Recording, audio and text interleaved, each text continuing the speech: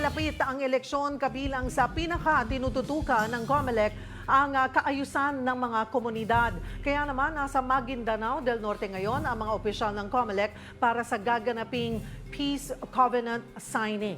Para sa update, magbabalita live mula sa Maguindanao, si Mon Gualvez. Mon, para saan itong Peace Covenant? Cheryl, pinilit talagang matuloy ni COMELEC Chairman George Garcia itong Peace Covenant signing na makita kasama na rin ng iba't ibang mga commissioners at leaders ng COMELEC dito nga sa Maguindanao provinces. Maalala natin, una na rin sinabi ni COMELEC Chairman George Garcia na isa itong Maguindanao provinces, maging ang Cotabato City, sa tila dumarami at nagkakasunod-sunod na mga insidente ng karahasan na naitatala. Kaya naman itong Peace Covenant signing, inimbitahan dito lahat ng mga tumatakbo sa pagkagobernador ng Maguindanao del Norte at Maguindanao del Sur, kasama na rin ang iba't iba nilang mga kapartido para manumpa at talagang pumirma sa isang usaping pangkapayapaan at masiguro na hindi na madaragdagan pa ay itong mga nangyayaring kumbaga election-related violence kung may tuturing naman daw. No, dahil nga mula nung mag-umpisa election period, nagkasunod-sunod na daw at marami din dito sa probinsya ng Maguindanao ang naisasama no, sa mga red and orange categories ng COMELEC in terms of mga hotspots. Kaya naman kanina nahati sa dalawa itong Peace Covenant signing. Una, nagkaroon ng open forum sa pagitan ng mga kandidato, kasama na rin ng COMELEC and ilang leaders ng PNP and AFP.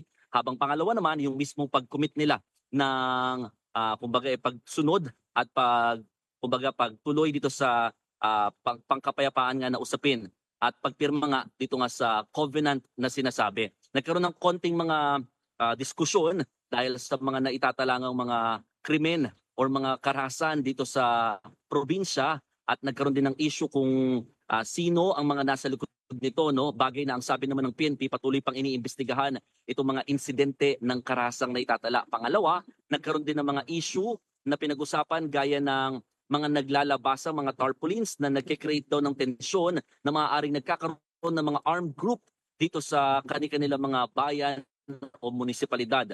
Bagay na inutos ni COMELEC Chairman George Garcia na kung hindi naman election-related na mga campaign paraphernalia, kailangan daw tanggalin ang mga ito para maiwasan na yung nagkikreate pa ng tension sa pagitan ng magkabilang panig. Nagkaroon din ng konting sagutan sa pagitan ng magpinsan na si dating Governor Toto Mangudadatu at si dating TESDA Chief Teng Mangudadatu na siyang tumatakbo ngayon sa pagkagobernador ng Maguindanao del Norte dahil sa usapin daw ng tila may third party na nanggugulo. Kaya nagkakaroon ng problema at away itong mga pamilya na nandito sa Maguindanao. Ang sinasabi din ni Chairman Garcia, yamang magkakamag-anak para sa kaalaman ng lahat, halos magkakamag-anak din ang mga tumatakbo dito sa Maguindanao provinces. Kumbaga kung magkakaroon daw sana ng negotiator, itong magkabilang panig para kung sakasakaling may mga hindi pagkakaunawaan, may manamagitan at hindi na COMELEC o mga law enforcement agencies ang mangunguna para nga solusyonan itong naturang usapin. Dahil babala ni Chairman Garcia, hindi raw gugustuhin ng mga kandidato at mga lokal na pamahalaan o lokal na leaders dito sa lugar na maisailalim sila sa COMELEC control. Cheryl. Kumusta ang sitwasyon dyan sa Maguindanao? Kumusta ang ginagawang pagbabantay ngayong nalalapit na ang eleksyon?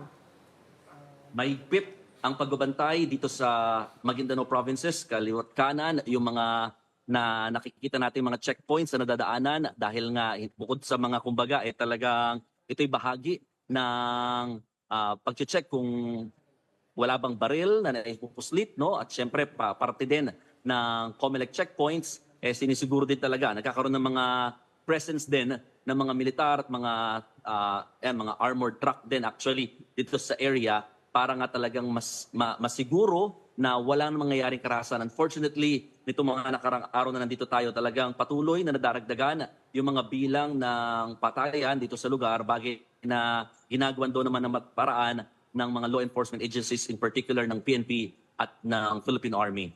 Cheryl. Kumusta rin yung paghahanda ng buong bansa sa halalan ngayon? Ngayong tapos nang i-print ang mga balota, anong susunod? Oo, talagang target ng COMELEC na matapos hanggang bago mag-April or second week ng April itong verification naman ng mga ballots. Ito kasi yung second phase, no, ng pagpiprint ng mga balota. Natapos na yung pag-iimprenta, kailangan na lang i-check ngayon kung meron bang mga kumbaga nababasa ba ng mga balotang na print ng makina nga nila na bagong makina na gagamitin natin dito sa Bilang Pilipino 2025. So it will take some time, kaya target nila matapos sana by second week ng April para sa gayon talagang mai-distribute na rin naman kaagad sa mga probinsya, lalo na sa mga malalayo at makapag-print na rin nung pinaka gagamitin naman in terms of pag-educate sa mga voters. Cheryl. Maraming salamat, Mon Gualvez.